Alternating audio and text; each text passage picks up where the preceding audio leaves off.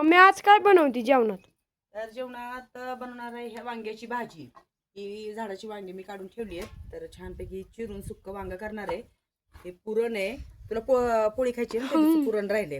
तर गणेशला खायची आहे नाश्त्याला मस्तपैकी गरमागरम पुरणपोळी, म्हणून बनवते पुरणपोळी. गणेशला शाळेला सुट्ट्या लागल्यात, माझा चालू आहे स्वयंपाक. आत्या राहिलेली मका मोडायला गेल्यात, आता बायकांना खुरपायला स्वयंपाक उरकून घ्यायचा आहे.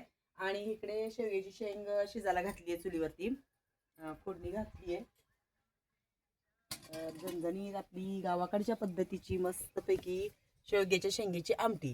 तर तिकडे शेंगी आरावरती, तोपर्यंत मी बनवणार आहे इकडे भाकरी चपात्या.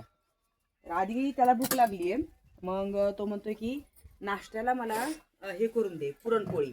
तर त्याच्यासाठी मी ही छानपैकी पुरणपोळी आधी म्हटलं करून घ्यावी. असा आहे आज आमचा जेवणाचा बेत. तर तुम्हाला आवडला का मस्तपैकी चुलीवरचा स्वयंपाक? कमेंट्समध्ये नक्की सांगा. आणि या पोराने काय बनवलंय बघा, एक पिकलेला, म्हणजे त्या कैऱ्या पडल्या त्या ते पिकले, त्याचा आमरस करून ठेवलाय गणेशने. मग आवडला का तुम्हाला गणेशने केलेला आमरस? त्याला आमरस आणि पोळी खायची आहे, म्हणून त्यांनी तो आमरस बनवलाय. तर आवडला का गणेशचा आमरस? नक्की कमेंट्समध्ये सांगा. त्याला छानपैकी ही पुरणपोळी आधी गणेशला भाजून देते आणि मग मी राहिलेल्या चपात्या करते. भेटूया पुढच्या एका छान व्हिडिओमध्ये.